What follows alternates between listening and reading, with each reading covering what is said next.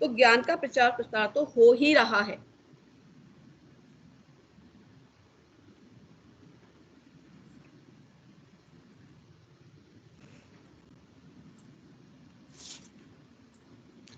शिक्षण को हमें पाठ्यक्रम की सीमा में बांधकर नहीं रखना है, बल्कि हमें तो नवाचार अपनाकर शिक्षा को नया रूप देना है, ताकि विकास की नई राहें खुल सके।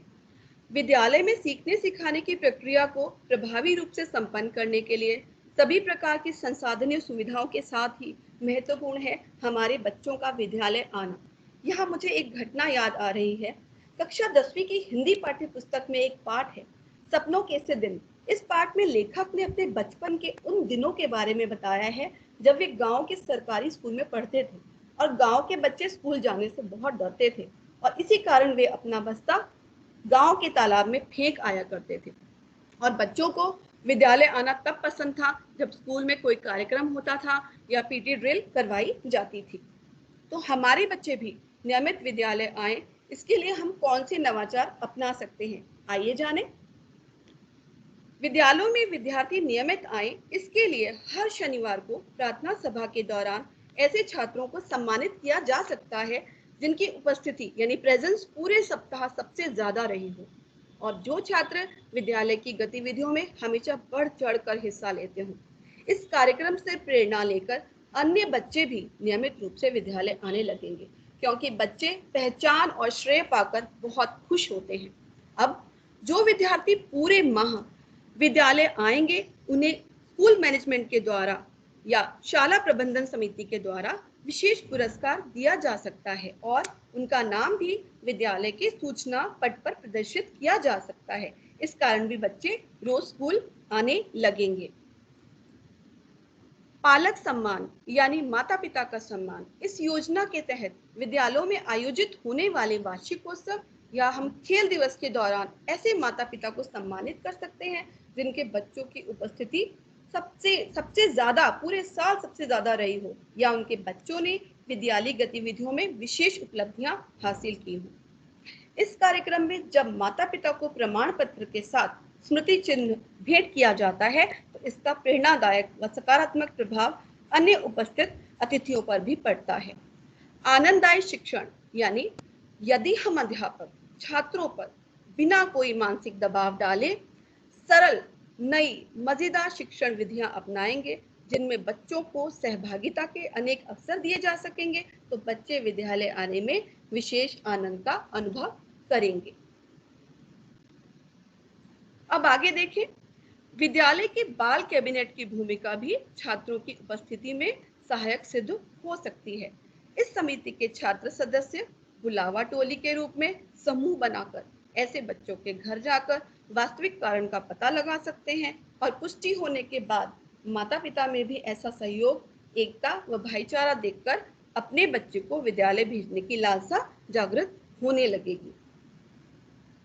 मासिक भ्रमण यानी बच्चों को माह में एक बार विद्यालय से बाहर घुमाने के लिए ले जाना, किताबी ज्ञान में वृद्धि करने के लिए और बच्चों की सीख को उड़ान देने के लिए बच्चों को विद्यालय द्वारा शैक्षिक भ्रमण के अवसर प्रदान किए जाएं, तो उनकी बोरियत तो दूर होती ही है और वो विद्यालय आने में भी रुचि लेने लगते हैं। भारतीय संस्कृति में पीले चावल भेजकर निमंत्रित करने का एक विशेष महत्व है, ये हम सभी को मालूम है, जिसे हम उस निमंत्रण को कभी भी नहीं ठुकराया जा सकता। नियमित विद्यालय न आने वाले बच्चों को उनके माता पिता के साथ पीले चावल भेजकर जब हम उनको आमंत्रित करते हैं तो ये एक नया कदम बच्चों की उपस्थिति बढ़ाने में अवश्य ही कारगर सिद्ध होगा। वैसे ये उपाय अधिकतर ग्रामीण सरकारी विद्यालयों में अमल में अवश्य लाया जाता है।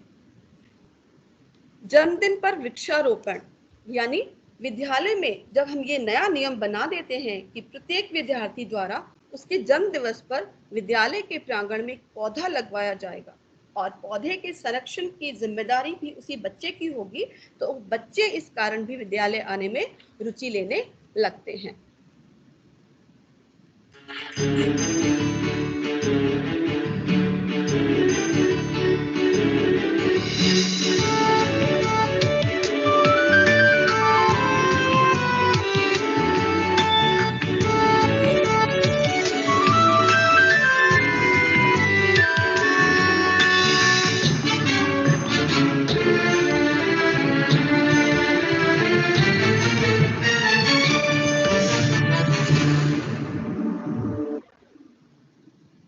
ये तो हम सभी अध्यापक जानते ही हैं कि नवाचार द्वारा ही नवीन गतिविधियों या कार्यक्रमों का आयोजन संभव हो पाता है।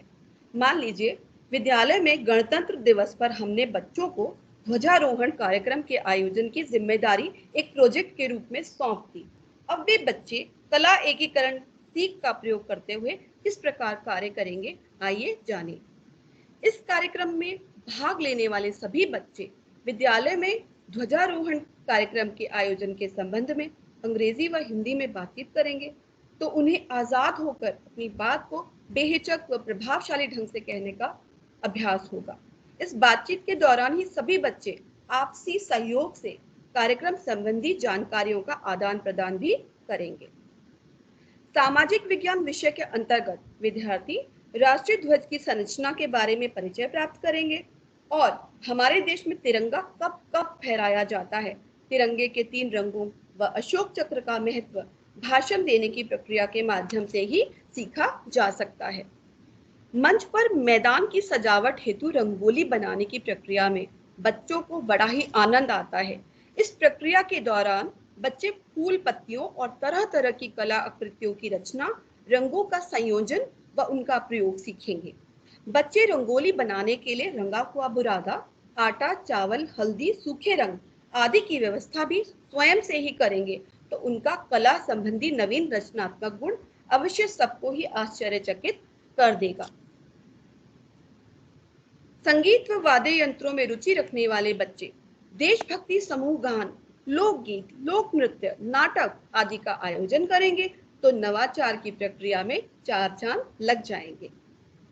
राष्ट्रीय दिवस के अवसर पर हिंदी व अंग्रेजी में भाषण देकर देशभक्ति की भावना वाली कविताओं का पाठ करके, महापुरुषों के जीवन पर प्रकाश डालकर नारी या गीतों द्वारा बच्चे नए शब्दों से भी परिचित होंगे।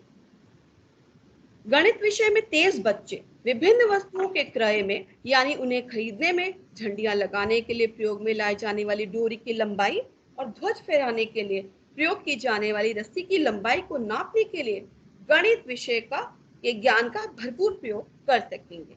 अब हम देखते हैं कि बच्चे किस प्रकार से वैज्ञानिक दृष्टिकोण दर्शाएंगे। फूलों से भरे हुए बंधे हुए ध्वज को एक पोल के ऊपरी हिस्से तक पुली की सहायता से पहुंचाकर और ध्वजारोहण के समय ध्वज के खुलने पर फूलों के नीचे की ओर गिरते हुए दिखाकर भी बच्चे अपने वैज्ञानिक दृष्टिकोण का प्रदर्शन कर सकेंगे। इन सभी क्रियाकलापों में विद्यार्थियों का आत्मविश्वास बढ़ेगा और साथ ही उन्हें नए कार्य को स्वयं के बल पर करने का अनुभव प्राप्त होगा। इस कार्यक्रम के आयोजन के दौरान जब बच्चे अतिथियों के बैठने व जलपान की व्यवस्था करेंगे, तो उनके नैतिक मूल्यों में भी अवश्य बढ़ोतरी होगी। हम सभी अध्यापक विद्यालय में अनेक गतिविधियों, युक्तियों, पद्धतियों, प्रयोगों के माध्यम से नवाचार तो करते ही रहते हैं, लेकिन कोरोना महामारी के कारण आजकल हम ऑनलाइन शिक्षण के माध्यम से ही बच्चों से जुड़ रहे हैं और नई तकनीकों के माध्यम से ही शिक्षण को प्रभावशाली बना रहे हैं। अपनी वाणी को मैं यही विराम देना चाहूंगी और इसी विषय पर और अधिक प्रकाश डालने के लिए अपनी सहयोगी श्रीमती अनीता कुमारी जी को आमंत्रित करना चाहूंगी। अरे अरे अंदर कहाँ गए? बच्ची को स्कूल में पढ़ाना है, एडमिशन फुल है। चलिए भाई साहब, गांव में स्कूल नहीं है तो कैसे पढ़ेगी? मेरे पोती को भर्ती कर दो। गांव में स्कूल नहीं है तो कैसे पढ़ेगी? अरे वो पढ़ेगी। एक स्कूल में सबको कैसे पढ़ाऊं? Idea.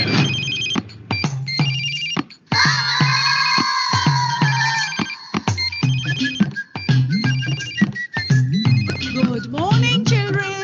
Good morning, children. Chup. Good morning, teacher. बोलो. Good morning, teacher. Good. 2 3s are 6. 2 3s are 6. 2 5s are 10. E4. Teacher, elephant. कौन करे बच्चे? Go big. मुर्गा बन जाओ. Q4. S4. Left, right, left. Jeff fell down and broke his bone and still came tumbling down. And the best student of the year is Lakshmi Raghav.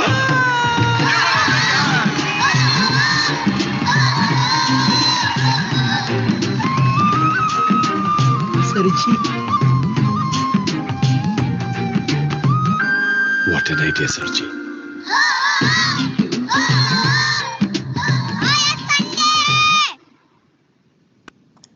तकनीकी क्षेत्र में नवाचार कहीं इतिहास के गर्भ में दबा हुआ था, जो आज इस परिस्थिति में फलीभूत हुआ है। आपदा जहां एक ओर विनाश लाती है, वहीं दूसरी ओर नए खोज, आविष्कारों और नई जीवन शैली को अपनाने के सुनहरे अवसर भी देती है। इस आपदा ने न सिर्फ ऑनलाइन शिक्षण के महत्व को बढ़ाया, बल्कि इसके माध्यम से लाखों बच्चे लाभान्वित भी हुए हैं।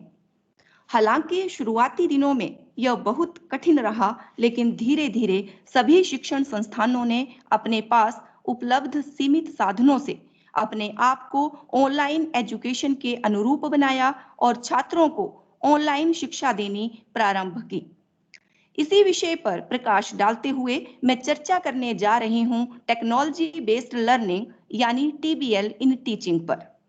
आज हम समझने का प्रयास करेंगे कि किस प्रकार अधिगम प्रक्रिया तकनीक पर आधारित है और हम किस प्रकार इसमें नवाचार करके इसे और प्रभावशाली बना सकते हैं। Next slide please. पहला बिंदु है डिजिटल ट्रिप। जैसा कि आप सभी जानते हैं, विद्यालय में हर वर्ष छात्रों के लिए एजुकेशनल ट्रिप का आयोजन किया जाता था, परंतु वर्तमान समय में किसी भी एजुकेशनल ट्रिप का आयोजन करना संभव नहीं है। तो क्यों ना हम डिजिटल एजुकेशनल ट्रिप का आयोजन करें। शिक्षक ऐसे स्थान का चयन करे जो बच्चों की उम्र व रुचि के अनुसार उचित हो।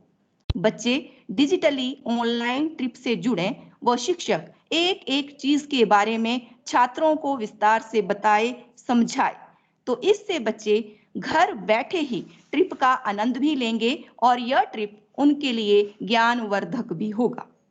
यह शिक्षा में नवाचार ही है जिसमें परिस्थितियों के अनुसार शिक्षण शैली में परिवर्तन लाया जाएगा। दूसरा बिंदु है पॉडकास्ट, यानी अपने मन की बात रिकॉर्ड करके कहना अथवा दूसरों तक पहुंचाना। जनरली YouTube में हमें ऑडियो विजुअल कंटेंट मिलता है, पर आने वाले समय में पॉडकास्ट का चलन बढ़ता ही चला जाएगा। पॉडकास्ट सोशल मीडिया का एक पार्ट है, एक भाग है जिसमें हम कुछ भी रिकॉर्ड करके शेयर कर सकते हैं। अब ये समझने का प्रयास करते हैं कि पॉडकास्ट की आवश्यकता क्यों है। हम देखते हैं कि बच्चे ऑनलाइन कक्षा के समय नेटवर्क ना होने या अन्य किसी कारण से कक्षा में शामिल नहीं हो पाते या विषय को अच्छी तरह से नहीं समझ पाते। यदि हम पॉडकास्ट में अपनी आवाज में ई कंटेंट रिकॉर्ड करें तो बच्चा जब चाहे पॉडकास्ट का प्रयोग कर सकेगा और जब वह अपने ही शिक्षक की आवाज सुनेगा तो यह उसके लिए सोने पे सुहागा होगा, क्योंकि बच्चों का अपने शिक्षक से विशेष जुड़ाव होता है। यह तकनीकी शिक्षण में महत्वपूर्ण नवाचार होगा। अतः हमें अधिक से अधिक पॉडकास्टिंग में कंटेंट तैयार करना होगा। ऑनलाइन पाठ्यक्रम का शिक्षण। धीरे धीरे चीजें डिजिटल होती चली जा रही हैं और समय की मांग भी यही है। शिक्षा में नवाचार हो रहा है, शिक्षण ऑनलाइन हो गया है। अब शिक्षक की भूमिका और भी बढ़ गई है। उसे पूरा ध्यान रखना है कि बच्चे उसकी बात को सुन पा रहे हैं, समझ पा रहे हैं, वे कक्षा में कितने अटेंटिव हैं। हमें केवल पार्टिसिपेंट लिस्ट नहीं देखनी है, बल्कि क्लास को एक इंटरेक्टिव सेशन बनाना है ताकि बच्चे कक्षा में एक्टिवली पार्टिसिपेट कर सकें। Next slide please. ऑनलाइन प्रतियोगिताएं एवं क्रियाकलाप। वर्तमान परिस्थिति को देखते हुए हमें ऑनलाइन प्रतियोगिताओं एवं क्रियाकलापों का आयोजन करना होगा, जिसमें बच्चे व्यक्तिगत या सामूहिक रूप से भाग लेंगे। यदि बच्चे समूह में यानी टीम में क्रियाकलाप करते हैं तो वे खुद ब खुद कठिन कार्य करने के लिए तैयार हो जाते हैं, जिसे वे अकेले करने से डरते हैं। वे दूसरों की बात सुनते भी हैं और दूसरों की सफलता को सेलिब्रेट भी करते हैं। इससे बच्चों में सहयोग की भावना पैदा होगी और साथ ही साथ वे चीजों को सुगमता से समझ पाएंगे। ऑनलाइन इंटरेक्शन यानी विचारों का आदान प्रदान। तकनीकी शिक्षण में ऑनलाइन इंटरेक्शन का विशेष महत्व है। इससे हम बच्चों से फीडबैक ले सकते हैं, उनकी समस्याओं के बारे में जान सकते हैं और उन्हें ऑनलाइन कक्षाओं में जिन समस्याओं का सामना करना पड़ रहा है उनका समाधान भी कर सकते हैं। अभिभावकों से भी इस विषय पर बातचीत की जा सकती है और उनके सुझाव भी लिए जा सकते हैं। अगर उचित हो तो उन्हें हम प्रयोग में ला सकते हैं। बच्चों के लिए ऑनलाइन शेड्यूल। हम बच्चों के साथ ऑनलाइन क्लासरूम का कैलेंडर शेयर कर सकते हैं कि कौन से समय पर कौन सी क्लास होगी। गूगल हमें बहुत अच्छा कैलेंडर प्रोवाइड करता है। अगर हम इसका उपयोग करें तो इससे शिक्षा में नवाचार किया जा सकता है और शिक्षण को और सुगम बनाया जा सकता है। Next slide please. वीडियो प्रस्तुति के माध्यम से छात्रों को समझाना। आज हम टेक्नोलॉजी से पढ़ा रहे हैं। यदि हम शिक्षण में नवाचार की बात करें तो स्मार्ट बोर्ड का प्रयोग एक नवाचार ही है। हम कक्षा में पढ़ाते समय लेसन प्लान में मल्टीमीडिया वीडियोस आदि का प्रयोग कर सकते हैं ताकि हमारा शिक्षण प्रभावी बने और बच्चे विषय को रुचि से ग्रहण करें। इससे सेशन इंटरेक्टिव और कोलैबोरेटिव होगा और बच्चों को विषय को समझने में आसानी होगी। प्रभावशाली तरीके से पीडीएफ बनाकर छात्रों को काम भेजना व मूल्यांकन को आसान बनाना। वर्तमान समय में शिक्षण में कई नवाचार किए जा रहे हैं जिनमें छात्रों को प्रभावशाली तरीके से कंटेंट भेजना भी शामिल है। हमारी विभागीय सभा में विभागाध्यक्षा श्रीमती मिथिलेश द्वारा निर्देश दिए गए कि पाठ के पूरा होने पर सभी सहशिक्षक प्रश्न अभ्यास पर चर्चा करके पीडीएफ बनाएंगे और फिर सबकी सहमति के बाद ही बच्चों को भेजेंगे ताकि बच्चों के शिक्षा स्तर में गिरावट ना आए और विषय की गुणवत्ता भी बनी रहे। इसके लिए हम सभी को मिलजुल कर प्रयास करना होगा और अपना ई कंटेंट तैयार करना होगा ताकि ई शिक्षा मॉड्यूल को समय पर अपडेट किया जा सके। इससे अध्यापकों को उत्तर पुस्तिकाओं की जांच करने व मूल्यांकन करने में भी आसानी होगी। Next slide please. खेल खेल में शिक्षण यानी गेमिफाइड लर्निंग। आज का जो प्रेजेंट सिनेरियो है उसमें ऑनलाइन टीचिंग का ही बोलबाला है। सभी वर्क फ्रॉम होम कर रहे हैं।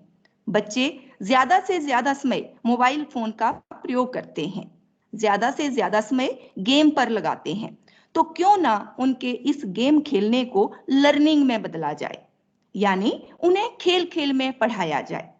जैसे अगर हम कक्षा में पूछें कि कौन सबसे पहले हैंड रेज करेगा, अपना उत्तर चैट बॉक्स में लिखिए। इस तरह बच्चे के कौशलों का विकास तो होगा ही, साथ ही यह भी पता चलेगा कि बच्चे कक्षा में अटेंटिव हैं या नहीं, उन्हें विषय समझ आ रहा है या नहीं। रटने की प्रवृत्ति से निकालने के लिए हम कला समावेशी शिक्षण रूपी नवाचार अपनाकर भी बच्चों को खेल खेल में समझा सकते हैं, सिखा सकते हैं। जैसे स्लाइड में आपको एक चित्र दिखाई दे रहा है। क्या आप इसे देखकर मुहावरे को पहचान सकते हैं? कोई बता सकता है कि ये कौन सा मुहावरा है? जल में रहकर मगर से बैर। मगरमच्छ से बैर नहीं करना चाहिए। यस, जल में रहकर मगरमच्छ से बैर। Next slide please. यस, हाँ जी, एनीवन? राई का पहाड़ बनाना।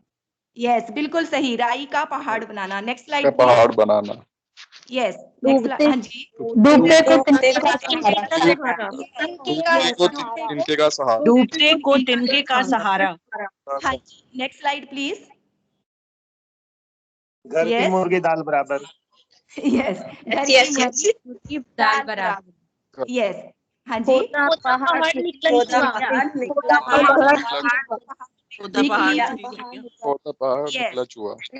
Yes, next slide. हाँ जी। कालाक्षर भैंस बराबर। सीधी उंगली से घी नहीं निकलता तो टेढ़ी कर बराबर। सीधी उंगली से सीधी उंगली से घी नहीं निकलता। सीधी उंगली से घी नहीं निकलता। Next slide please. नहीं निकलता। जेते हाँ पाँव पसारिए तेती चादर होए। यस, बिल्कुल सही। Next slide please. पसारो जितनी चादर होए। यस, बिल्कुल सही मैम, बिल्कुल सही। Next slide.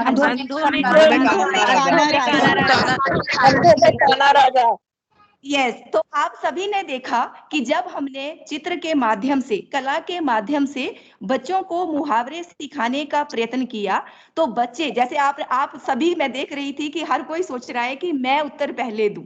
तो अगर इस तरह हम बच्चों के साथ इन नवाचारों को अपनाएंगे तो बच्चे उत्तर देने के लिए प्रोत्साहित होंगे और हर कोई बच्चा चाहेगा कि वह उत्तर पहले दे। उसी प्रकार अगर हम बात करें तो अंताक्षरी जैसे नवाचारों को शिक्षण में शामिल करके बच्चों को राज्यों के नाम, मुहावरे या अन्य विषय भी खेल खेल में याद करवा सकते हैं। मैं छोटा सा उदाहरण दूंगी। जैसे अगर मैं कहूं गोवा, गोवा में ए जो है वो अंतिम अल्फाबेट है, तो ए से राज्य का नाम होगा अहमदाबाद, आंध्र प्रदेश, अरुणाचल प्रदेश, आंध्र प्रदेश। यस, बिल्कुल सही। यस, बिल्कुल सही। इसमें अंतिम अल्फाबेट है एच, तो एच से राज्य का नाम होगा हिमाचल प्रदेश, हरियाणा, हिमाचल प्रदेश। बिल्कुल सही। हम जो है अल्फाबेटिकली भी बच्चों को सिखा सकते हैं कि कौन सा पहले आएगा। तो इस प्रकार आपने देखा कि हम खेल खेल में बच्चों को शिक्षण की कई चीजें जो है शिक्षण को प्रभावी बना सकते हैं, और इस प्रकार हम जो है कोई भी विषय, कोई भी विषय और उप विषय सिखा सकते हैं और शिक्षण प्रणाली को प्रभावी और रोचक बना सकते हैं। अब मैं अपने सहयोगी श्रीमती परवेश राणा जी से निवेदन करती हूं कि वे नवाचारी शिक्षण पद्धतियों पर प्रकाश डालते हुए कार्यशाला को आगे बढ़ाएं। धन्यवाद मैम।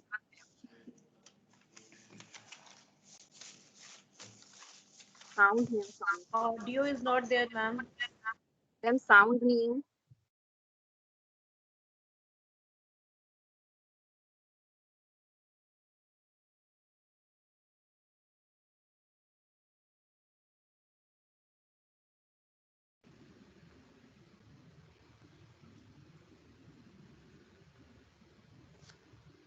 और 28th पोजीशन से नंबर 1 तक लेके आया हूं मैं। Sir what number 1 sir, what number 1?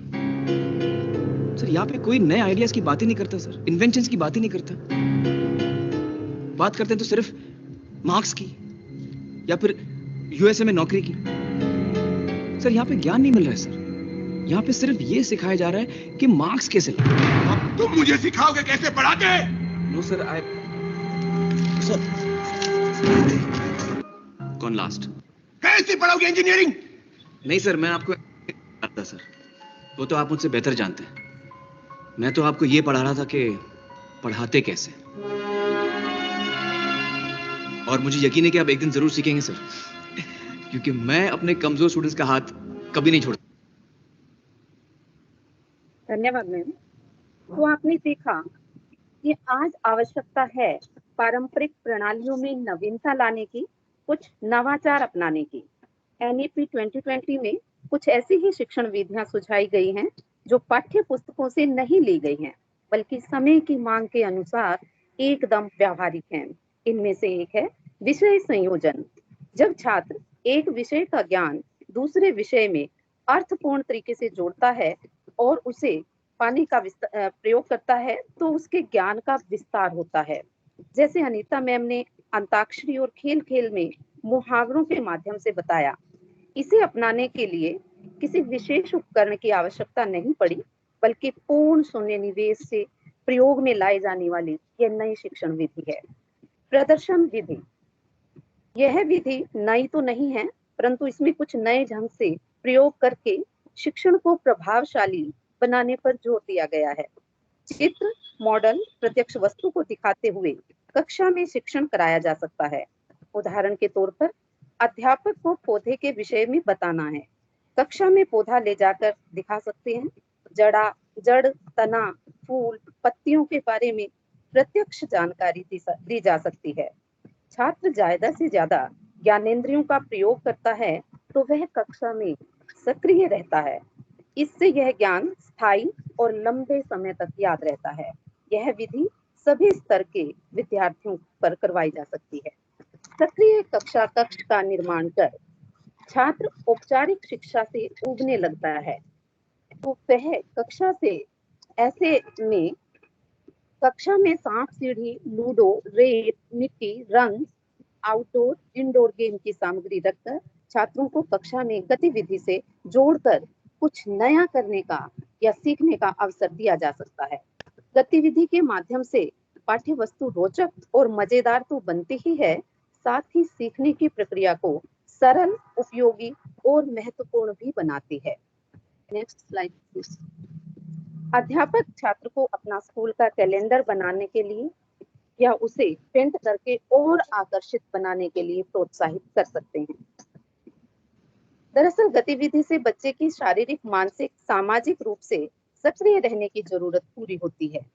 व्यावसायिक व अनुभवात्मक विधि, यह नवाचारी शिक्षण विधि है जो छात्र को किसी व्यवसाय के साथ सीधे जोड़ती है, जिससे उसे किसी काम का प्रत्यक्ष अनुभव प्राप्त होता है, जैसे बागवानी करना, लकड़ी व मिट्टी के भारतीय खिलौने बनाना, कठपुतली, सिलाई, कढ़ाई आदि।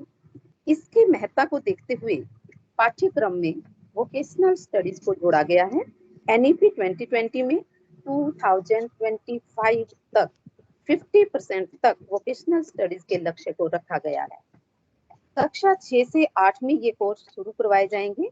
इच्छुक छात्रों को कक्षा 6 के बाद इंटर्नशिप करवाई जाएगी। इंडस्ट्री, स्थान, समय व जरूरतों के मुताबिक पाठ्यक्रम तैयार किया जाएगा। दिव्यांगजनों के लिए वर्चुअल लैब, बालिकाओं के लिए लैंगिक कोष बनाने का सुझाव दिया जाएगा, जिससे वह व्यवसाय से जुड़ सके, अनुभव प्राप्त कर सके और छात्र के कौशलों का विकास होगा और कक्षा में दक्षता आएगी। Next slide please ma'am. प्रयोगशाला से पाकशाला के माध्यम से करके सीखना, लर्निंग बाय डूइंग। स्कूलों में सभी विषयों की लैब बनाई जाए जहां छात्र प्रैक्टिकल नॉलेज प्राप्त करते ही हैं, पर इस समय यह प्रयोग संभव नहीं है। सीबीएसई की गाइडलाइंस के आधार पर रसोई को कक्षा में ले आना एक नई सोच का प्रतीक है। व्यावहारिक जीवन में होने वाले दैनिक क्रियाकलापों के माध्यम से भी हम काफी कुछ सीखने सिखाने का कार्य कर सकते हैं, क्योंकि छात्र पहले से ही इनसे जुड़ा होता है। बच्चा चाय, चावल, केक आदि बनाता है तो साथ ही वह खाद्य सामग्री के बारे में जानकारी प्राप्त करता है, पकाने की विधि और तेल के लिए उसके पोषक तत्वों की जानकारी प्राप्त करता है। जैसे आलू तो रसोई में होता ही है, आलू से विद्युत कैसे उत्पन्न की जा सकती है यह प्रयोग करके भी वह देख सकता है। स्वयं खरीद कर किसी वस्तु का हिसाब किताब रख सकता है। कमरे की या लैब की लंबाई चौड़ाई माप कर कुछ ज्ञान प्राप्त कर सकता है। ये गतिविधियां साधारण से साधारण परिस्थितियों में की जा सकती हैं। छात्रों को खुद सोचने और करने के लिए प्रेरित करती हैं। बच्चे, शिक्षक व अभिभावक के बीच ये कड़ी का काम करती है। कला एकीकरण, यह विधि कला को अन्य विषयों के साथ जोड़ती है। आर्ट इंटीग्रेटेड लर्निंग सभी वर्ग के बच्चों के लिए उपयोगी है। इस कला को शिक्षण शास्त्र में एज ए स्कूल के रूप में इस्तेमाल किया जाता है। यह बिल्कुल नई पहल है। संगीत के माध्यम से, प्रदर्शन कला, साहित्य कला के माध्यम से विषय वस्तु को जोड़ा जाता है। सांकेतिक, हाव भाव, अभिनय आदि के द्वारा जब विषय वस्तु को समझाया जाता है तो बच्चे उसमें रुचि लेते हैं। एनईपी 2020 में सांकेतिक भाषा को देश भर में मानकीकृत भाषा का स्थान दिया गया है, जिससे यह मूक बधिरों के लिए शिक्षण में बहुत ही उपयोगी है। साथ ही राष्ट्रीय भावना और मेल जोल की भावना को बढ़ाती है। अभी प्रीति मैम ने बताया भी था कि interaction always reflects good impact. Project विधि सामूहिक गतिविधि देकर ये व्यक्तिगत रूप से या सामूहिक रूप से बच्चे को कार्य दिया जाता है, उस परियोजना पर बच्चा कार्य करता है और वह नया सीखने की कोशिश करता है। साथ ही वह आपस में तालमेल बिठाकर आपस में संबंधों में सामंजस्य स्थापित करने की गुणों को सीखता है। समस्या समाधान छात्र की आयु, स्तर, क्षमता के अनुरूप छात्र को कोई भी समस्या या कोई भी कार्य करने के लिए दिया जा सकता है। उसमें आए व्यवधान को दूर करने के उपाय खोजने के लिए कार्य करने को कहा जा सकता है। समस्या स्वयं से, मित्र से, स्कूल से, समाज से, किसी से भी जुड़ी हो सकती है। छोटे बच्चों में पजल गेम्स के माध्यम से भी शिक्षण कराया जा सकता है। चुनौती देकर विद्यालय परिसर में शिक्षक हर स्थान पर छात्र को चुनौती देकर सीखने के लिए प्रेरित करता है, जो शिक्षण में बड़ा प्रभावशाली होता है। जिज्ञासा छात्र में यदि जिज्ञासा ना हो तो ज्ञान सीखा ही नहीं सकते। छात्र में सीखने के लिए जिज्ञासा का भाव लाना अत्यंत आवश्यक है।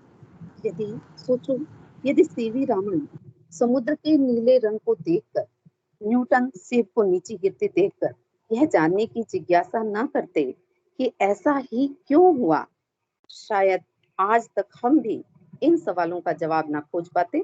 सो ऐसी ही जिज्ञासा यदि छात्रों के मन में निरंतर बनी रहे तो शायद नित नए रहस्यों से पर्दा उठाया जा सकता है, जो शिक्षण जगत में एक क्रांति के समान होगा। छात्रों में जिम्मेदारी के गुण, आपसी तालमेल, खोजबीन, एकाग्रता, जिज्ञासा, उत्सुकता के गुण विकसित होंगे। केस स्टडी शिक्षण में नवाचार की पद्धति का यह वो रूप है जिसे एनसीएफ 2005 में शिक्षण में शामिल किया गया। यह विश्लेषणात्मक विधि है। सर्वेक्षण व आंकलन के आधार पर, अवलोकन व निरीक्षण के आधार पर, शोध व अनुसंधान के आधार पर सभी छात्राओं को विषय के बारे में महत्वपूर्ण जानकारी दी जा सकती है। एक सर्वेक्षण के माध्यम से पता चला कि दिव्यांग बच्चों को अलग थलग कर शिक्षा देने से उनके मस्तिष्क पर प्रतिकूल असर पड़ता है। समावेशी शिक्षा के तहत उन्हें समाज की मुख्य धारा से जोड़ना इसी विधि की देन है।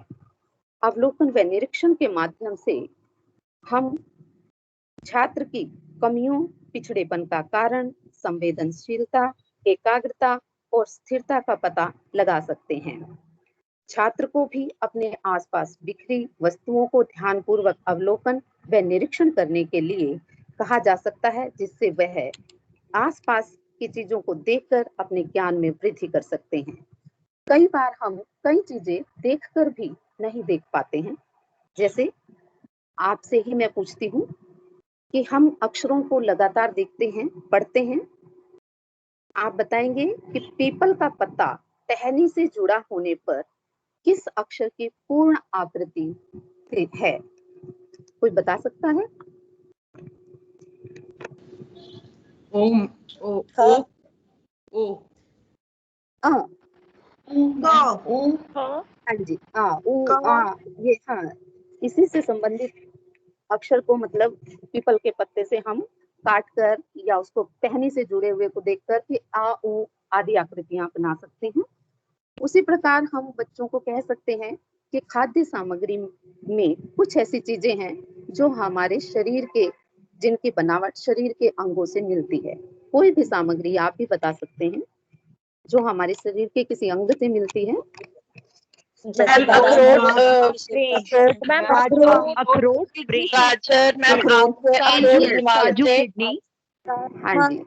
अखरोट हमारे मस्तिष्क, राजमा, बिल्कुल किडनी की तरह, अखरोट ब्रेन, यस मैम। मैम बादाम आंखें। हाँ जी, बिल्कुल ठीक। अवलोकन व निरीक्षण के माध्यम से छात्र के व्यवहार कमियों का तो अध्यापक पता लगा ही सकता है। साथ ही इस तकनीक का सहारा कोई ऐसा नहीं है कि किसी कक्ष में या लैब में ही किया जा सकता है। ये खेल के मैदान में, घर में, समूह में, कहीं में भी इस तकनीक का सहारा लिया जा सकता है।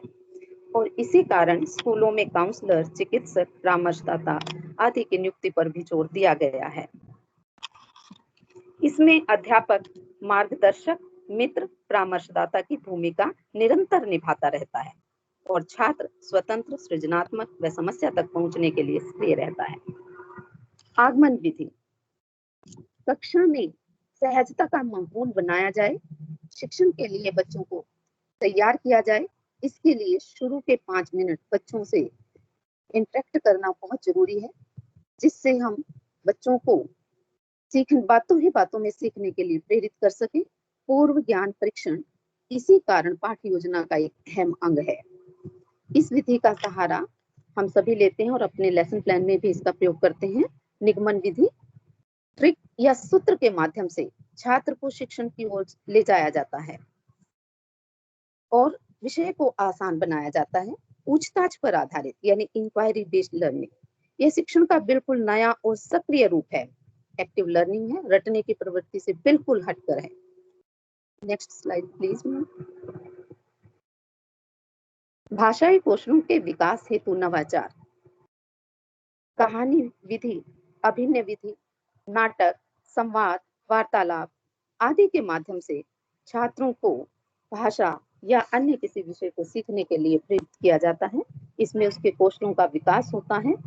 कहानी छोटी कक्षा से लेकर उच्च कक्षाओं तक प्रभावशाली शिक्षण विधि है। अभी कल ही एक अखबार में पढ़ा कि ब्राजील में बीमार हुए बच्चों को जो आईसीयू में थे, उन्हें दवा के साथ साथ कहानी सुनाकर उनके स्वास्थ्य में जो तेजी से सुधार आया है, यह एक शोध के आधार पर पता चला है। कहानी को चिकित्सीय विद्या में भी प्रयोग में लाने के लिए विचार किया जा रहा है। छात्रों में नैतिक मूल्य बढ़ाने, व्यवहारिक जीवन जीने की कला भी इसी के माध्यम से आती है। पाठ्य वस्तु को रोचक, सुगम, सरल बनाया जाता है। अभिनय करके, चरित्र चित्रण करके बच्चों में बेबाकी से अपनी बात कहने का गुण आता है और इसी के महत्व को देखते हुए कि पाठ्य वस्तु रोचक, सुगम व सरल बने, त्रिभाषी फॉर्मूले को एनईपी के तहत अपनाया गया है, ताकि बच्चे पर जबरन थोपी ना जाए। और इसे आगे बढ़ाने के लिए एटीएल लर्निंग कॉर्नर बनाने पर सुझाव दिया गया है। छात्रों को अपनी खुद की पत्रिका बनाने के लिए प्रेरित किया जा सकता है। मासिक, साप्ताहिक या वार्षिक किसी भी रूप में वो बना सकते हैं। आप देखेंगे जब बच्चे रुचि लेते हैं तो इन कार्यों को करने में इस कदर रम जाते हैं कि उम्मीद से ज्यादा नया करने की ठान लेते हैं। उद्देश्य बच्चों को अर्थग्रहण बोध और आत्म अभिव्यक्ति के गुणों का विकास करना। सटीक मूल्यांकन। Next ma'am. दिए गए ज्ञान को पाने में छात्र व अध्यापक कहाँ तक सफल रहा, यह जानने के लिए मूल्यांकन विधि का सहारा लिया जाता है। समय समय पर इसमें बदलाव भी आते रहते हैं। एनईपी 2020 के तहत 2023 तक शिक्षकों को मूल्यांकन सुधारों के लिए तैयार किए जाने का उद्देश्य रखा गया है। इसी कारण स्कूली शिक्षा में 5+3+3+4 स्ट्रक्चर को पेडागोजिकल स्ट्रक्चर कहा गया है, जिसके अंतर्गत बच्चे की आयु, मन स्थिति, समग्र विकास को ध्यान में रखकर उसका समग्र मूल्यांकन किया जाएगा। जब बच्चा 12वीं कक्षा से निकलेगा तो वह रिपोर्ट कार्ड ही बच्चे का पोर्टफोलियो होगा। वैसे तो इसके विषय में रंजना मैम और हमारे प्रधानाचार्य मैम ने भी बहुत अच्छे ढंग से विस्तार से बताया था। इसमें जब बच्चे को तैयार किया जाएगा परीक्षा के लिए, तो रटे हुए सवालों पर अब परीक्षा का दारोमदार नहीं होगा। वास्तविक क्षमताओं व योग्यताओं को परखा जाएगा। मूल्यपरक, प्रतियोगितात्मक, अनुमान व कल्पना पर आधारित प्रश्न पूछे जाएंगे। समस्यात्मक प्रश्नों को शामिल कर सीधे व्यवहारिक जीवन से जोड़ा जाएगा।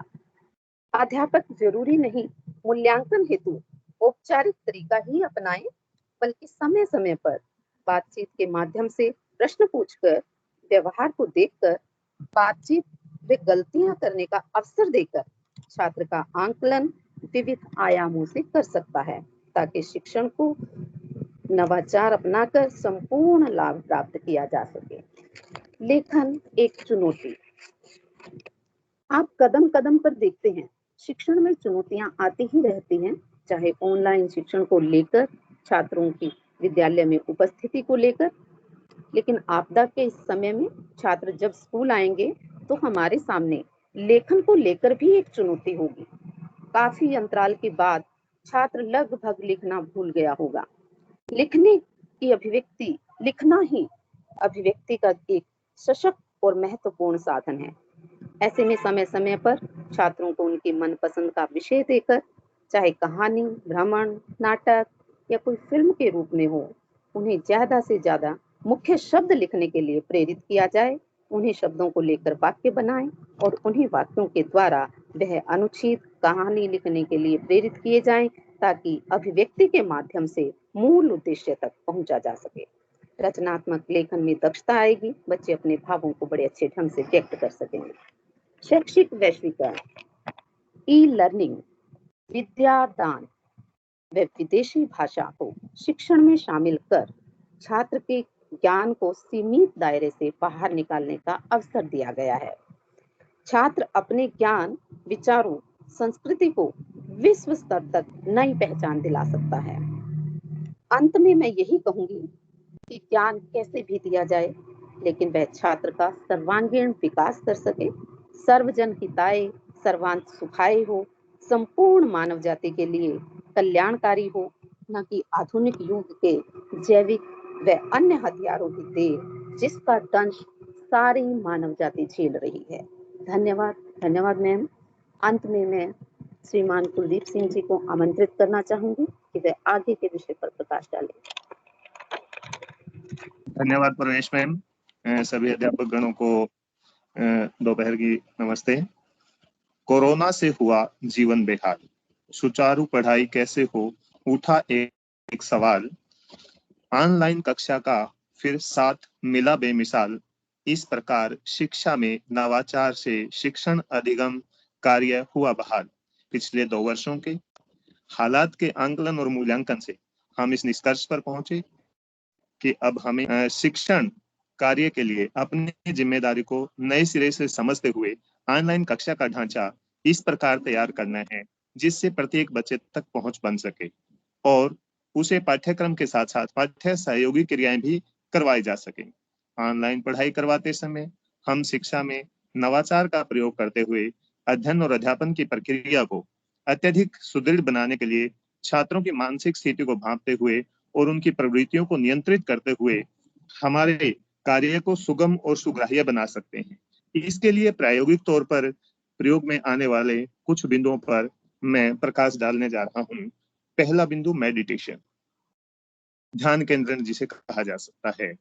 ध्यान केंद्रित, जैसे हमारे विद्यार्थी व्यक्तिगत रूप से विद्यालय में आते थे तब प्रार्थना सभा होती थी और वे पूरे दिन भर की पढ़ाई करने के लिए तैयार हो जाते थे, परंतु पिछले 2 वर्षों से ऐसा न होने के कारण ध्यान केंद्रण करवाना या फिर मेडिटेशन करवाना एक विकल्प के तौर पर शिक्षा में नवाचार की आपूर्ति करता है।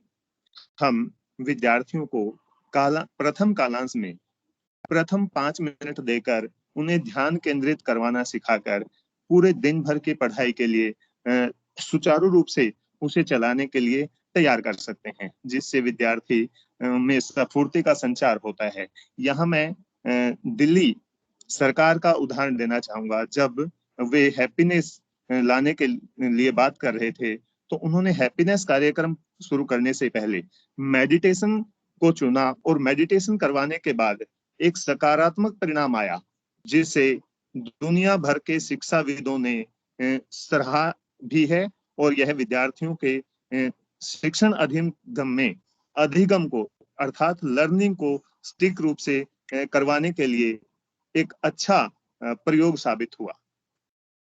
दूसरा बिंदु, सभी कार्य दिवस में से किसी एक कार्य दिवस को मनोरंजन दिवस के रूप में बनाकर, जैसे मेडिटेशन के द्वारा विद्यार्थी एक दिन की पढ़ाई करने के लिए तैयार हो जाता है, फिर हमारे पूरे एक सप्ताह की पढ़ाई के लिए उसे तैयार करने के लिए यदि एक कार्य दिवस को मनोरंजन के रूप में चुन लिया जाए, इसमें विद्यार्थी अपनी स्वयं की रचनाओं को चुटकुले, लघु कथा, मनोरंजन कथा के रूप में सुनाकर उत्साहित होता है और अगले कार्य दिवसों में उस दिन का उत्सुकता के साथ और जिज्ञासा के साथ इंतजार करता है और अपनी बारी का इंतजार उसे इस प्रकार रहता है जिससे उसमें रचनात्मकता आती है, और यह मनोरंजन दिवस हमारी शिक्षा में नवाचार का एक अच्छा कदम साबित होता है। Next ma'am, next. हाँ, गणित एवं विज्ञान विषय में प्रायोगिक तौर पर नवाचार। अक्सर हमारे विद्यार्थी विज्ञान और गणित विषय को एक कठिन विषय समझकर इसमें पिछड़ जाते हैं, परंतु जिस गणित विषय की शून्य की खोज भारतवर्ष के आर्यभट्टा ने की थी, उससे पूरे विश्व में क्रांति आ गई थी और अभी भी इस विषय में अपार संभावनाएं बनी हुई है।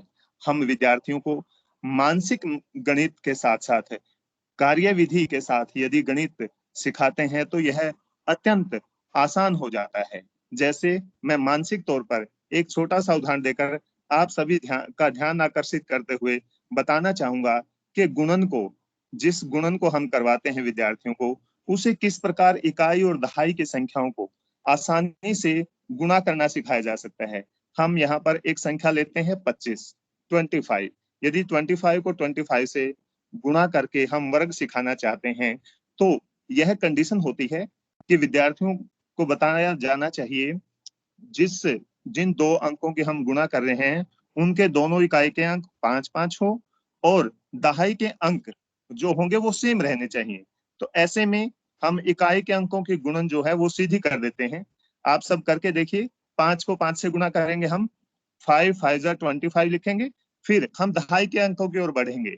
इन दहाई के अंकों की गुणा इस संख्या का वर्ग करते हुए जैसे हमने 5 और 5 की गुणा की, ऐसे न करके हम एक संख्या को एक बढ़ाकर अपने मन में याद रखेंगे और उसकी गुणा करेंगे। जैसे 1 2 को तो 2 ही लेंगे, एक दूसरे 2 को हम 3 गिनेंगे, काउंट करेंगे।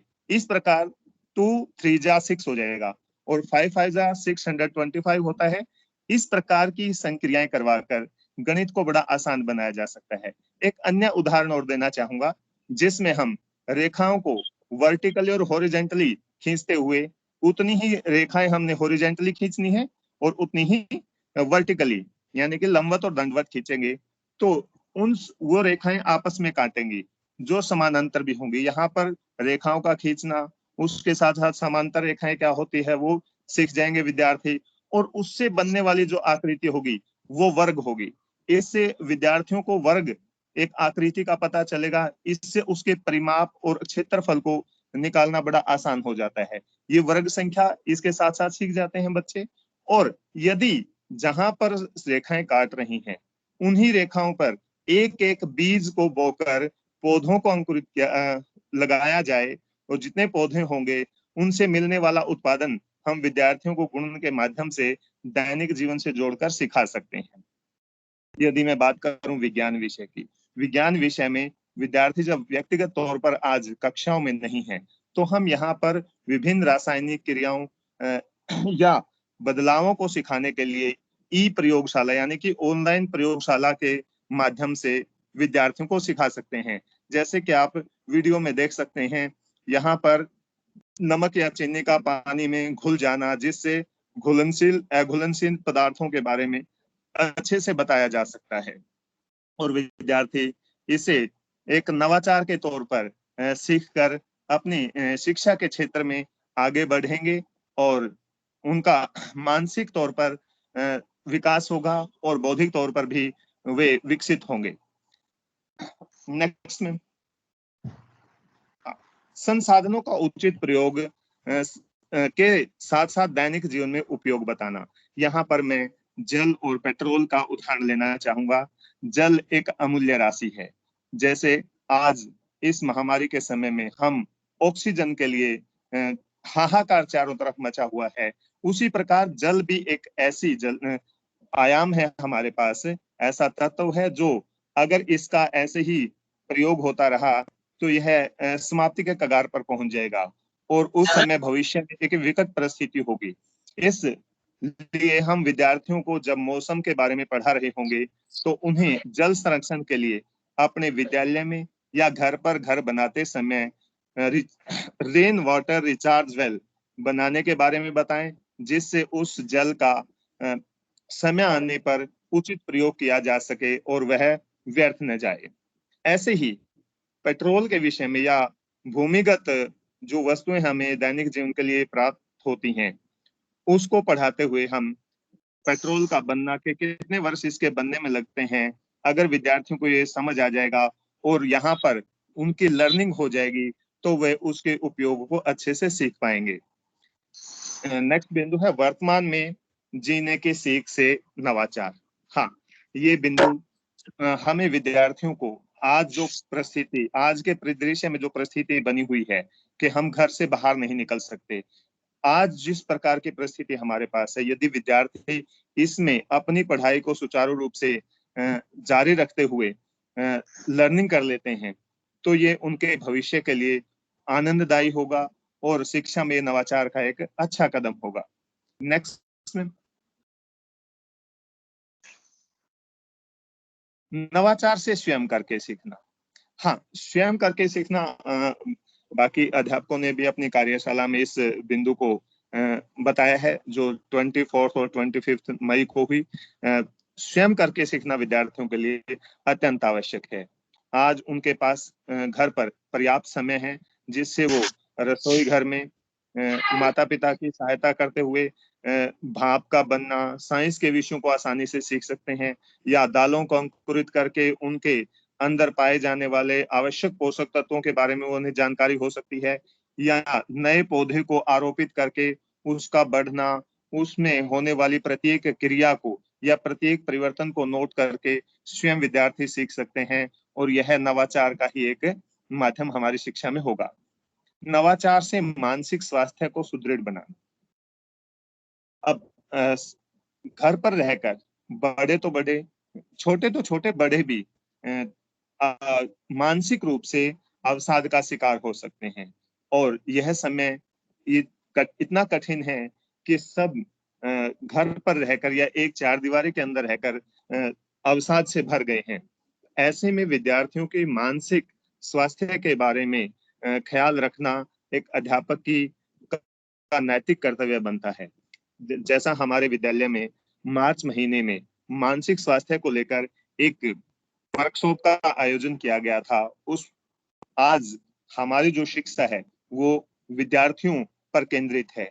उनका मानसिक स्वास्थ्य हमारे लिए अहम जगह रखता है, अहम स्थान है उनका, इसलिए हमें उनके मानसिक स्वास्थ्य को ध्यान में रखते हुए कक्षा कालांश के दौरान ही जो ऑनलाइन पढ़ाई के समय उन्हें कुछ शारीरिक गतिविधियां करवाई जाएं, जैसे किसी वृक्ष से उछल करके वृक्ष से फल तोड़ने की क्रियाकलाप करवाया जा सकता है, जिसे विद्यार्थियों को मानसिक तौर पर एक स्वस्थ रखने के लिए नया आयाम होगा। यह भी हमारी शिक्षा में एक नवाचार का अच्छा और बढ़िया कदम होगा। Next ma'am. दाखिले के समय उचित परामर्श द्वारा नवाचार। हाँ, जैसे जैसे विद्यार्थी उच्च शिक्षा की तरफ बढ़ते जाते हैं तो कक्षा 9वीं से 12वीं के विद्यार्थियों के लिए यह बहुत जरूरी होता है उस समय का परामर्श जब वो प्रवेश ले रहे होते हैं, क्योंकि उच्च शिक्षा में विषयों का विभाजन हो जाता है और उन विषयों का विभाजन हमारे समाज, राष्ट्र और विश्व के आधार को ध्यान में रखते हुए उनकी क्या मांग है, भविष्य में कैसी मांग उभर कर सामने आ सकती है, ऐसे प्रत्येक विषय के बारे में उन्हें विस्तृत रूप से बताकर, चाहे वो वाणिज्य है, चाहे वो कला संकाय है, चाहे वो मेडिकल या नॉन मेडिकल संकाय है, इसमें कितनी अपार संभावनाएं हैं, तो यह विद्यार्थी को एक ऐसा अवसर देती है जिससे वह आगे की पढ़ाई करने के लिए स्वयं अपने विषयों को अपनी रुचि के अनुसार चुनकर इस परामर्श से लाभान्वित होंगे, और यह नवाचार का ही एक माध्यम होगा। सीबीएसई एवं एमएचआरडी तथा अन्य संस्थानों के द्वारा अनुप्रायोगिक प्लेटफॉर्म के द्वारा नवाचार किया जा सकता है।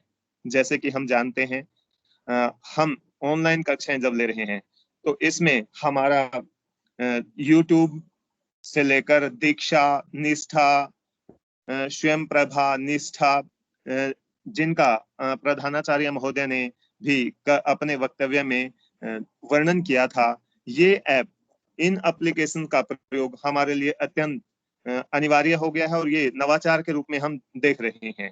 जैसा अभी हमने दीक्षा ऐप के माध्यम से एक्सपीरियंशियल लर्निंग और कंप्यूटेंस बेस्ड लर्निंग का कोर्स पूरा किया है, इसी प्रकार विभिन्न कोर्स करके हम अध्यापक अपने में नवाचार करते हुए विद्यार्थियों को सिखाने में या उनको भविष्य के लिए तैयार करने में अहम भूमिका निभा सकते हैं। जैसे 9वीं से 12वीं के विद्यार्थियों के लिए सीबीएसई द्वारा दोस्त ऐप बना करके दोस्त फॉरएवर के नाम से एक ऐप बनाया गया, जिससे 9वीं से 12वीं कक्षा के विद्यार्थियों के मानसिक स्वास्थ्य से जुड़े हुए उन्हें परीक्षा के समय में होने वाले अवसाद से बचाने के लिए कारगर साबित हुआ है। हमारे विद्यालय के द्वारा भी ई शिक्षा जो ऐप बनाया गया है, ई कंटेंट जिस पर हम करते हैं, उसे भी नवाचार का माध्यम हम मानते हैं, क्योंकि इसके द्वारा बहुत सारे विद्यार्थियों को लाभ पहुंचा है और वे घर पर रहकर अच्छे से शिक्षा प्राप्त करने में और अपने परिणाम को सकारात्मक बनाने में सफल हुए हैं। और NIOS के द्वारा जो पाठ्यक्रम चलाए जाते हैं, उन्हें भी इन एप्लीकेशन के माध्यम से अनौपचारिक रूप से विद्यार्थी अपनी शिक्षा के माध्यमों में अपनाकर लाभान्वित हो रहे हैं। अंत में मैं यही कहना चाहूंगा कि हिंदी विभाग के द्वारा शिक्षा में नवाचार को प्रभावी तरीके से लागू करने के लिए एक छोटा सा प्रयास किया गया है, क्योंकि सभी अध्यापक अपने अपने विषय में दक्ष एवं पारंगत हैं, परंतु मैं यहाँ दोहराना चाहूंगा कि प्रधानाचार्य महोदय के द्वारा अपने वक्तव्य में बताया गया कि तकनीक शिक्षक को नहीं बदल सकती, लेकिन वो बदल सकता है जिसमें नवाचार को अपना लिया है। कोरोना काल में समाज ने भी नवाचार को अपनाया है, हमें भी शिक्षा में नवाचार को अपनाना है, तभी हम इस कठिन दौर में शिक्षा के प्रकाश को सुचारू रूप से फैला सकते हैं। और इसे समझने के लिए इस वीडियो के माध्यम से आप नवाचार को अच्छे से समझें।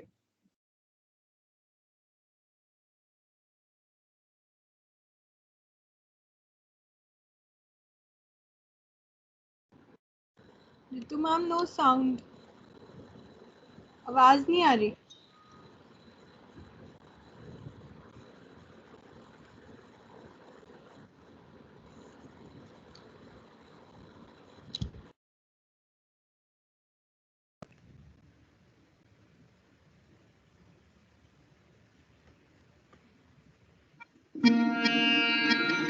आजकल कोई पैदाइश की बात ही नहीं कर रहा, उसकी भी तो गिनती होनी चाहिए। चलिए हम गिन लेते हैं। अरे देखो, अनजान रहने वालों के बीच परिवार पैदा हो रहे हैं। नए दादा दादी, भैया दीदी आस पड़ोस में जन्मे हैं। कहीं ऑक्सीजन के लंगर ने पहली सांस ली है, तो कहीं छोटी सी रसोई से भंडारा जन्मा है।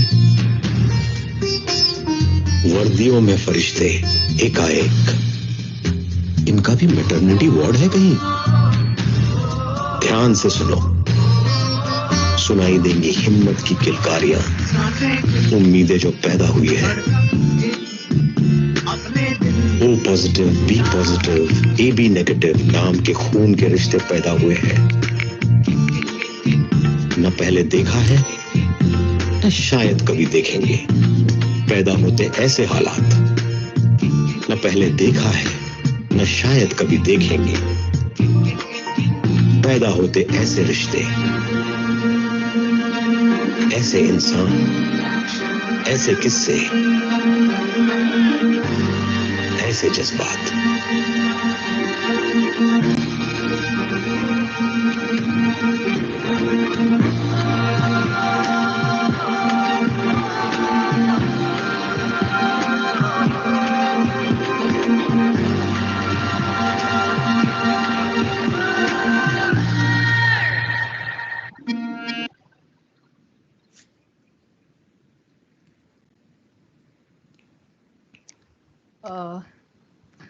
Kuldeep sir, you have finished. Then can I sum up?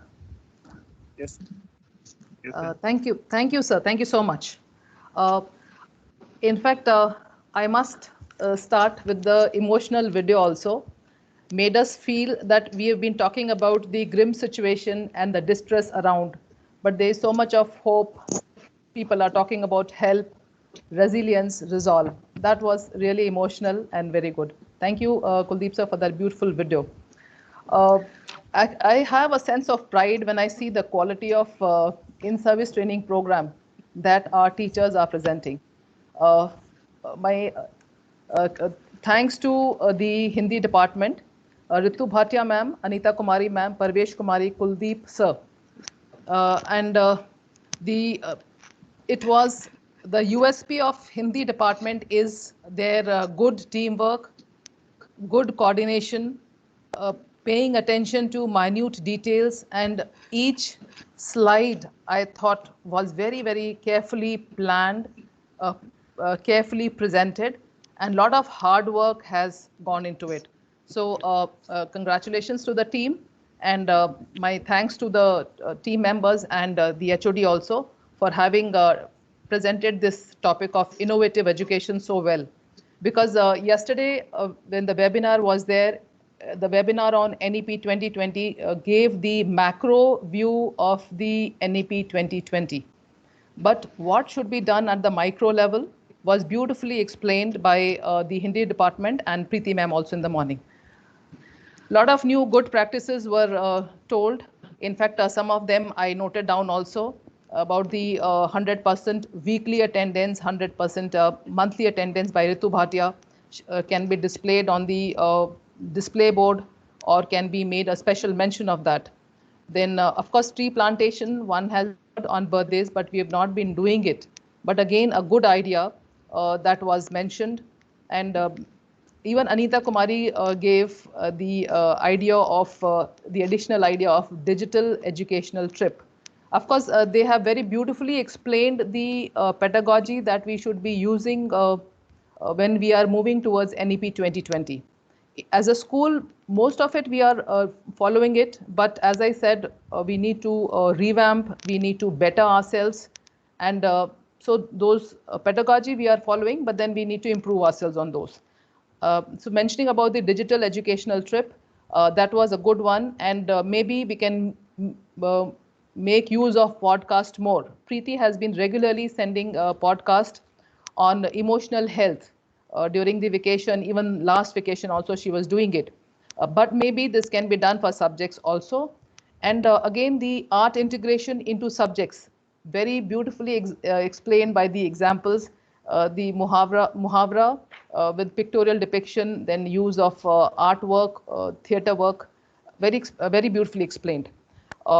Then I thought each topic I thought was each part of the pedagogy was very well researched, and kitchen as a lab. About this, even the CBSE chairperson had been talking about. Yes, this is this aid, we are not using it as much we should be, and it was again very well explained that kitchen is a beautiful resource available at home, and we must encourage children using it. Then, of course, storytelling and about meditation, and of course the entertainment day also, to have to increase the happiness of questioned of children in school. Probably we can plan entertainment day where which can be a day when it is basically of activity, project work, children present their work. So that was again a good idea. So my thanks to the Hindi department, all the teachers, very well presented. In fact, they were not even faltering anywhere. And I was wondering that how they had prepared such beautiful slides, whether it was prepared by different teachers or only one teacher had prepared. Who was controlling? I do not know who was controlling the PPT, because maybe it was Mithilesh. I don't know who was prepared. Bhatia ma'am. Ritu. Okay, Ritu Bhatia was. ma'am. But it was very well presented, very well coordinated. It was very good. Excellent work. Thank you. Now coming to Preeti's session, one enjoys Preeti's session because it gives us some leeway to be, to sleep a little more, to criticize a little more, to be judgmental sometimes if required. So in that sense, Preeti's session, it is always very interesting, very interactive, and very well presented. And she comes up with such good ideas. And the mantra she gave for happiness, for mindfulness, for positive thinking and resilience is what was required at this time. And her simple advices. In fact, her USP is simple activities which can be done at home and with which we can relate very easily. So I find that her USP. And she gave very good classroom practices. In fact, for the personal health also, she has, actually we should be following it. She has reiterated what I keep feeling and I keep thinking, that personal health should be paid attention to. Simple exercises of 1 hour, 1.5 hours, we all must do it in the morning, maybe in the sunlight only, and sleep also, adequate sleep, and your mind should be rested. She'd given very good practices that we all should be doing for not only our physical health, but for our emotional health also. Some of the classroom activities which she said, kudos board. It was very good. In fact, once the school reopened,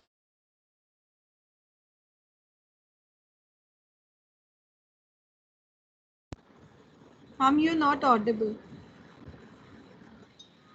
sorry, I do not know since when. Kudos board, you were talking about. Okay. Yeah. It suddenly got muted. I didn't realize that. Okay. So the kudos board, which she had mentioned again, was very good. And some of the practices which she had mentioned, I hope she would present it separately also, so that we all can follow that in the classroom practices. They were very good. So thank you, Preeti, for the wonderful session.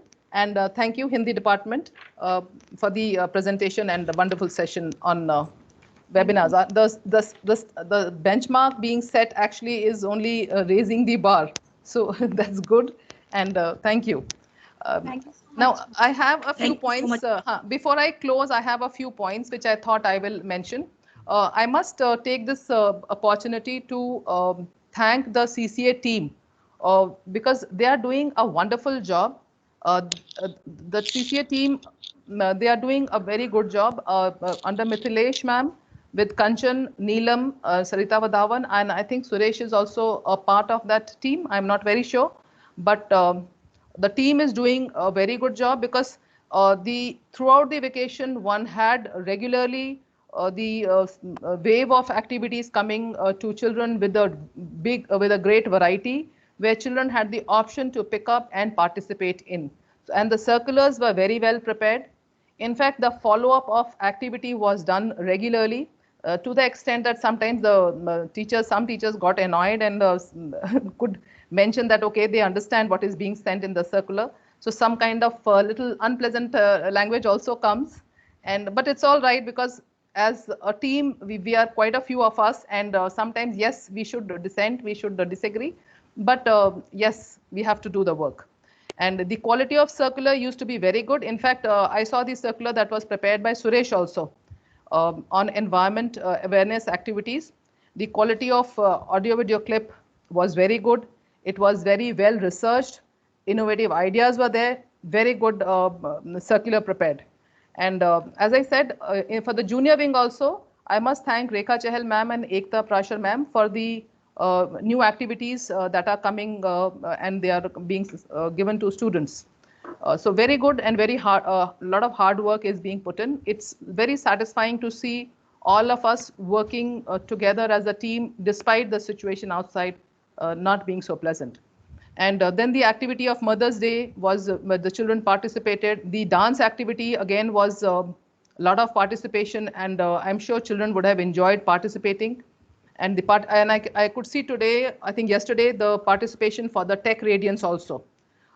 So my thanks to the CCA team for a good coordination work, a good hard work, and a lot of circulars, follow-up, and conducting all the activities. Not an easy task, very difficult task.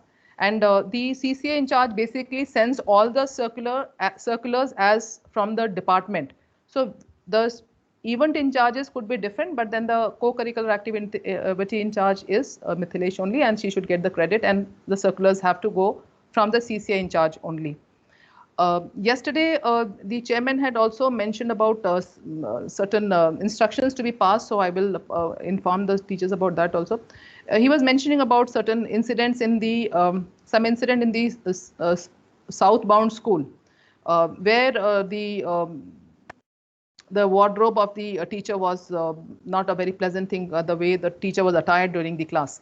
So I will just again remind the teachers that we should be mindful of our code of conduct. During classes, our dress code should be formal. It should definitely not be casual or no, it should be formal, let's put it that way. And the language that we use also should be good. It should be appropriate. Let there be no sarcasm or toxicity in the language. And remember that it gets recorded. So you have to be, even in your scolding also, you can be very courteous. So the courtesies have to be maintained, and let the class activities be an enjoyable class transaction. Let there be laughter, discussion, sometimes difference of opinion, but then it should be done in a refined manner. But the dress code, I would like to repeat again, because that came as a special direction from the chairman. So these 2 points, and the third and the last point is regarding the fee defaulter list. Fee default should not be there. So towards the end, now the 2 months are over, we still have almost 53 students from classes 1 to 5 who have not paid the fee, and almost 104 from 6th to 10th and 12th. And in class 11th, of course, 90. So I'll request all the class teachers to monitor the fee defaulters and ensure that the fee is paid by 31st of May. See, late fine of ₹400 continues to be there till 31st of May. And the fine is actually supposed to increase, though we are not increasing in the month of June. But then the parents must pay the fees. It has not been paid. So the follow-up will be done by the class coordinators. And so that is the last point I wanted to mention. And thank you, Preeti, for organizing the in-service training program and successfully completing the 3rd day of the program. Thank you. Thank you, ma'am. Thank you, ma'am. Thanks thank a you, lot teachers. for your words. Thank you so Ma'am, much. Thank you, ma'am. Thank you so much. No, for your actually, words of Preeti, you all have really raised the bar of PPTs and presentations. Very good. Thank you so much. Thank you. Thank you so much. Thank you, ma'am. Thank Thank you so much, ma'am. Thank you. Thank you, ma'am. Thank you. Thank you, Thank you, ma'am. ma'am. Thank you. Thank you. Preeti ma'am, can Thank we leave you, now? ma'am. Thank you. Thank you, ma'am. Thank you. Yes, Thank you. Thank you, Preeti, Thank you, ma'am. Thank you, ma'am. Good Thank you, Kuldeep sir. Thank you. Thank you, ma'am. Thank you, Preeti, ma'am. Thank you, ma'am. Thank you so much, Preeti ma'am. Thank you. Thank you, everyone. Good